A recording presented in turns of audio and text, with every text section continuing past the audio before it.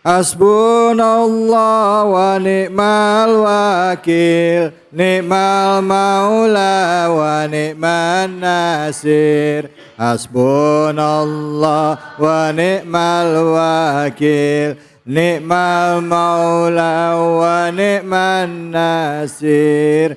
Assalamualaikum warahmatullahi wabarakatuh.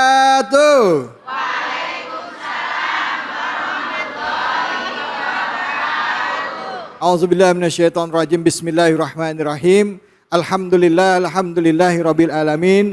Puja dan puji mari kita panjatkan atas kehadirat Allah Subhanahu wa taala. Tidak lupa kita berikan salawat dan salam kita kepada junjungan kita manusia yang mulia Nabi besar Muhammad sallallahu alaihi wasallam beserta keluarga, sahabat dan umatnya yang setia hingga akhir zaman. Bagaimana kabarnya ibu-ibu semua? Sehat? Kita harap semuanya juga demikian untuk pemirsa yang ada di rumah yang selalu setia menantikan program Cahaya Hati Indonesia. Setiap akhir pekan tentunya hanya di iNews TV. Dan saya David Halik kali ini akan menemani Anda seperti biasa juga hadir bersama kita guru-guru kita ya. Tentunya tidak lupa kita ucapkan salam hormat dan takzim kita untuk guru-guru kita yang sudah meluangkan waktunya untuk bisa hadir di kesempatan kali ini. Yang pertama, terima salam hormat kami kepada guru kami yaitu Ustadz Muhayyad Ali. Assalamualaikum warahmatullahi wabarakatuh Ustadz. Waalaikumsalam warahmatullahi wabarakatuh. Gimana kabarnya Ustadz, sehat? Alhamdulillah fisihah wal khair. Wal khair. Meskipun sedang dalam keadaan serak dikit, yang penting khair. Walaupun suara agak serak-serak sedikit ya Ustadz ya. Iya begitu Fernando. Baik, alhamdulillah terima kasih Ustadz sudah hadir di sini dan juga hadir bersama kita Al-Mukarram Ustadz Hayyinudlar. Assalamualaikum warahmatullahi wabarakatuh Ustadz. Waalaikumsalam warahmatullahi wabarakatuh. Bagaimana kabarnya? Ape, sehat? Alhamdulillah, hari insyaallah sehat walafiat. Alhamdulillah. Beliau ini adalah asli orang Purworejo, Bu. Oh, betul ya, Gey ya? Insyaallah. Insyaallah sekampung sama orang tua istri saya, Bu, ya. Purworejo. Itu di sana terkenalnya apa, Ustaz? Sate. Sate. Yeah. Sate apa namanya Ustaz yang terkenal? Minong. Oh, sate minong. Dan juga ada durian juga ya gitu. Ada orang Purworejo di sini? Oh, ada lah. Langsung colek-colekan. Purworejo nih, Purworejo. Baik, pada kesempatan kali ini kita juga akan membahas tema yang dekat dengan keseharian kita ya ibu-ibu bapak-bapak. Apalagi sekarang lagi di bulan suci Ramadan. Waktu yang baik bagi kita untuk melakukan introspeksi diri. Yang kita saksikan ini bukan kita untuk menjudge beliau. Tapi jadi bahan refleksi kepada kita apa yang bisa kita perbaiki dari diri kita. Seandainya ada kejadian yang sama yang ada di sekitar kita. Mari sama-sama kita saksikan tayangan berikut ini. Tangis istri dan keluarga Salamun Nasir tak terbendung saat mengantar jenazah kepala desa Curug Goong itu ke peristirahatan terakhir di TPU Desa Cigoong. Sang istri masih tak percaya suami tercintanya berpulang begitu cepat. Di mata rekan kerja, Salamun Nasir adalah sosok yang baik hati dan humoris. Salamun Nasir, kepala desa Cigoong, Kabupaten Serang, Banten, meninggal dunia karena disuntik paksa oleh Suhendi, seorang mantri yang bekerja di Rumah Sakit Umum Daerah Banten pada Minggu siang 12 Maret lalu. Sebelumnya, korban dan pelaku cekcok di depan rumah korban di Kampung Sukamanah, Desa Curug Goong, pada Rincang, Serang, Banten. Saat cekcok, pelaku menusukkan jarum suntik berisi cairan ke punggung korban. Korban langsung kejang-kejang hingga tak sadarkan diri dan meninggal dunia dalam perjalanan ke rumah sakit. Dari pemeriksaan awal, polisi menyebut cairan yang disuntikkan pelaku kepada Kades Curug Goong adalah cairan Sidiadril difenhidramin HCl yang diketahui sebagai obat alergi. Polisi masih menyelidiki lebih lanjut bersama ahli farmasi bagaimana cairan tersebut bisa membuat korban kejang dan meninggal. Ya, apapun alasan yang dilakukan oleh orang tersebut ya, tentunya kita harus melihat permasalahan ini dari segala sudut pandang. Nah, bagaimana kita bisa menyikapi permasalahan ini? Hadir guru-guru kita untuk menjelaskan kepada kita. Silakan Kiai, fadhal. Bismillahirrahmanirrahim. Assalamualaikum warahmatullahi wabarakatuh. Alhamdulillah, salatu wassalamu ala rasulillah, amma ba'd. Pemirsa Cahaya Hati Indonesia dimanapun berada, ibu-ibu, calon penghuni surga semuanya. Ya Rabbal. Bahaya berburuk sangka. Kalau dia nggak punya duit, tetap dosa, kotor, rusak hatinya. Kalau dia punya kekuasaan, bisa berbuat jahat. Minimal satu, akan menimbulkan dengki, iri hati. Kedua, menimbulkan permusuhan. Ketiga, dunia jadi sempit karena semua orang dianggap sama. Nih jangan-jangan orang ini, padahal Islam melarang. Fahkum bizawahir walanakum bisarair. Kita berhukum dengan yang jelas dan nyata, bukan dengan berhukum sesuatu yang nggak terlihat. Kita ketemu teman, bro, ngaji yuk. Aduh aku nggak bisa, ada acara. Setelah kita berpaling, alasan doang. Itu nggak boleh, Bu. Karena kita nggak tahu apa yang sedang dialami. Bisa jadi benar-benar lagi sibuk, jadi nggak boleh. Dan Nabi pernah mengingatkan itu. Dalam Al-Quran malah lebih tegas lagi. Wa yu'adzibal munafiqina wal munafiqat wal musyrikina wal musyrikat. Ya, mereka diberikan hukuman yang berat, bahwa orang yang berprasangka buruk itu ujung-ujungnya termasuk orang yang nifak. Manusianya disebut munafik. Di depan baik, dalam hati menggerutu. Sementara orang beriman itu mulut hati perbuatannya sama. Sementara orang munafik mulutnya beda, hatinya beda. Kalau bukan orang beriman, sementara dia orang Islam, bukan orang kafir, berarti dia orang munafik. Makanya kita diajarin, mulut itu mengajari hati. Ternyata tanpa mulut, hatinya sudah tidak baik. Maka dari hati yang tidak baik akan menimbulkan bahaya-bahaya. Bayangkan, gara-gara orang buruk sangka, kemudian dia menggerutu, tidurnya nggak nyenyak, kemudian memikirkan sesuatu agar bisa membalas, padahal itu hanya berbentuk syak wasangka yang tidak ada dasarnya. Sementara dalam agama, apapun kita dapat kabar, fatabayyanu, selalu untuk klarifikasi, tabayun. Ini dapat kabar, kita disuruh klarifikasi, sementara baru menduga-duga, ternyata kita sudah merusak hati. Apalagi kalau dia punya pangkat jabatan, dia akan berbuat dengan pangkat jabatan, dengan harta, bisa melakukan kesalahan, kejahatan, termasuk yang tadi kita tonton. Sebab dia mantri, kekuatannya bukan di uang, bukan di jabatan, kekuatannya punya obat yang bisa mencelakakan, itu dia lakukan. Terjadilah pembunuhan. Naudzubillah min zalik. Baik, terima kasih banyak Ustadz Moai. Silakan Ustadz Hayyin, fadhol dilanjutkan. Assalamualaikum warahmatullahi wabarakatuh. Alhamdulillahirabbil alamin wa bihi nasta'inu ala umurid dunya waddin, amma ba'du. Pemirsa yang dimuliakan Allah Subhanahu wa taala. Peristiwa kadang-kadang di depan mata. Kita sebagai manusia kadang-kadang tak bisa menghindari persoalan rumah tangga, persoalan keluarga, persoalan masyarakat. Gara-gara kita kurang silaturahmi, kita saling curiga. Bahkan kecurigaan itu kemudian bisa menjadi tuhmah, tuduhan. Kalau kemudian kecurigaan yang tidak mendasar jadi tuduhan, kalau perbuatannya yang dilarang oleh Allah bisa menjadi qadzaf, tuduhan yang mengakibatkan dia bisa berdosa. Pernah satu ulama, Ibrahim bin Adham, ini seorang ulama. Suatu saat beliau jalan-jalan di sekitar pantai. Karena di pantai itu banyak orang yang duduk, kadang laki-laki, kadang perempuan. Melihat orang duduk berdua, ini Ibrahim bin Adam ini gelisah.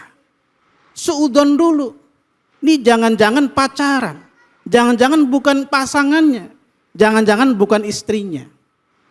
Terus hatinya gelisah dan menuduh. Gelisahnya adalah gelisah menuduh. Ini enggak benar nih, ini enggak baik ini. Oleh karena itu, tiba-tiba ombak tinggi menghantam orang-orang di sekitar pantai. Apa yang terjadi? Yang berdua, pasangan yang berdua ini ternyata menolong orang-orang yang sedang dihantam ombak. Ada 5 orang yang diselamatkan, yang 4 itu selamat, yang 1 tidak. Ketika melihat kejadian ini, kebetulan Ibrahim Adham ini tanya kepada orang berdua ini, kenapa yang 1 tidak selamat? Apa jawaban kedua orang ini? Yang 1 mestinya engkau yang menolong. Karena tadi buruk sangka, yang mestinya dia cepat menolongnya, ternyata dia hanya berdiam menunggu, akhirnya orang ini meninggal di laut kena ombak. Padahal ceritanya kedua orang ini adalah pasangan anak dan orang tuanya, ibunya. Hanya gara-gara dia suudon kepada orang itu, akhirnya kebaikan tertunda. Ibu yang dimuliakan Allah Subhanahu wa taala. Oleh karena itu Rasulullah pernah bersabda, "Ijtanibu as-sab'al mubiqat." Jauhilah 7 perkara. Apa ya Rasulullah? Yang pertama asyirku billah, syirik kepada Allah. Kalau syirik kepada Allah sudah engkau suudzon, engkau tidak percaya, bahkan engkau melakukan, itu yang terberat. Yang kedua perbuatan sihir. Sudah sekarang zamannya sihir. Kadang-kadang orang berbuat baik salah, tidak berbuat baik salah. Kadang orang dapat nikmat, dia kemudian dibilang ini guna-guna, ini dari mana nggak jelas. Itu sudah perbuatan yang suudon. Yang ketiga pembunuhan. Pembunuhan yang memang Allah haramkan. Ini juga menjadi salah satu yang Rasul larang. Yang ketiga lari dari peperangan. Yang kelimanya adalah dia penuduh al-qadhaf, orang mukmin yang solehah. Kalau sudah menuduh, ini luar biasa dosanya. Jangankan dosa, dia sudah di lingkungannya tercela, di masyarakatnya menjadi masalah, karena hanya masalah menuduh. Dia tidak punya teman, tidak punya saudara, dan juga tidak punya lingkungan yang baik. Oleh karena itu hikmah di balik cerita tadi adalah mestinya kita harus waspada. Boleh kita silaturahim, memperbanyak justru silaturahimnya. Kalau semuanya kita kenal, semuanya kita baik, tidak mungkin orang menuduh.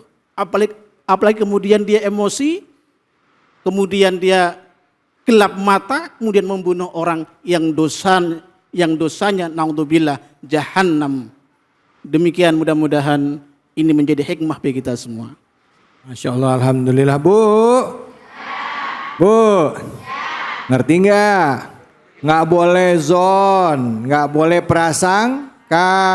Tuh kadang kala, nih maaf ya Ustadz, di sini sih nggak ada. Sebelumnya saya kasih tahu nih, ada tetangganya baru beli kulkas baru, dia yang demam. Meriang.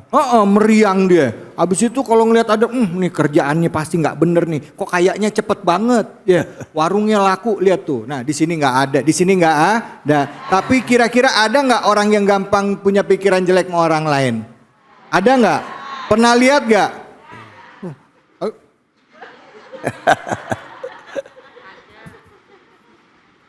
Astagfirullah. Ustadz, mau nanya Ustadz. Kalau misalnya nih Ustadz, kan kadang-kala kita ada perasaan ya, ada perasaan lagi mau jalan gini, kayak ada yang bisikin gitu, oh kayaknya begini deh gitu. Wah nih orang kayaknya nggak bener nih, ada kayak feeling gitu. Gimana sih ngebedain antara firasat akan ada sesuatu tindakan jahat yang mau dilakuin orang sama kita, sama zon tadi itu prasangka gitu Ustaz. Iya, yang diutamakan adalah bukan memberi judul ini firasat apa prasangka atau feeling. Iya. Karena yang diperintahkan jangan mencari tahu. Oh. La tajassasu. Ya tajassasu. Iya, ini orang nih sebenarnya nggak penting. Karena sebenarnya kita sendiri masing-masing punya urusan. Iya, Nabi pernah waktu turun perintah perang, Iya. kemudian siap, yang kaya nyiapin kuda, yang setengah kaya nyiapin senjata, kemudian yang nggak mampu dia nyiapin cuma sekedar pakaian-pakaian gitu. Kemudian menghadap 3 kelompok manusia, yang satu bilang istriku sedang hamil, yang satu bilang aku sedang sakit, yang satu lagi sedang sibuk. Nabi loh, ngomongnya depan Nabi. Padahal Nabi bisa ngomong, Jibril bener nggak? Iya, iya, Iya kan? Iya, iya. Orang bodyguardnya Jibril, malaikat, masya Allah. Tapi Nabi nggak lakukan. Iya, nggak apa-apa. Iya baik.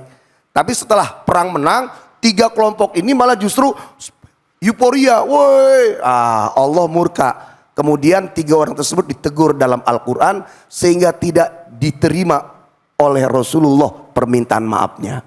Oh, gitu. Dari sini hikmahnya bahwa Pak, sekelas Rasulullah aja siapa yang menghadap itulah yang dia terima. Ya. Kita nggak boleh nyelidik, ya nyari tahu, kemudian sampai akhirnya beralibi kecuali orang punya tugas. Contoh polisi. Ya. Polisi itu dalam rangka mencari tahu karena ada data yang dicari.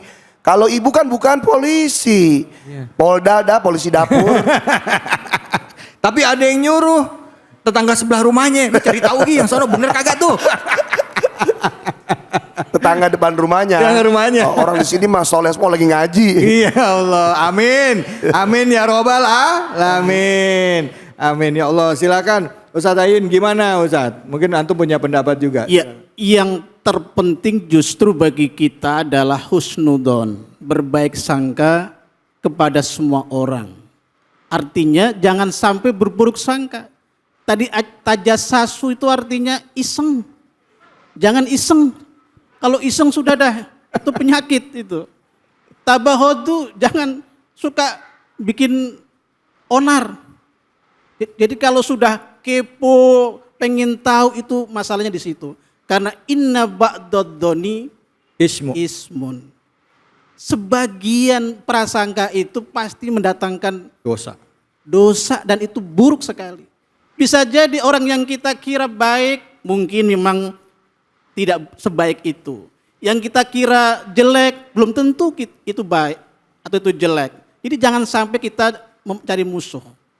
Oleh karena itu saling menjaga silaturahmi, kepada orang lain kita harus nudon. Ya. Apapun yang dilakukan terserah dia, sepanjang dia tidak mengganggu kita. Ya. Kalau sampai mengganggu kita baru itu boleh sudon, tapi juga harus ada syaratnya.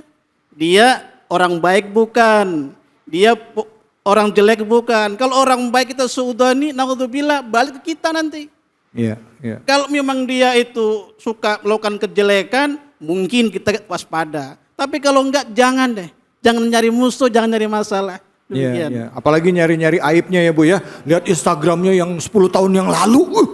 Dulu dia begini nih. Kalau boleh tambah sedikit, dalam rumah tangga kita diperintahkan untuk takfil. Ya, menghindarkan hal-hal remeh. Ya. Abang pulang pergi rapi kok pulang lecek, itu kayak gitu harus dihindari. Itu ya kayak gitu di depan mata aja harus dihindari, apalagi baru sakwa sangka. Iya, iya. Ini sama suami nih ya. Iya, sama suami juga. Iya. Ini bukan pengalaman pribadi kan? Iya, saya mewakili hati suami yang terzolimi. Astagfirullah.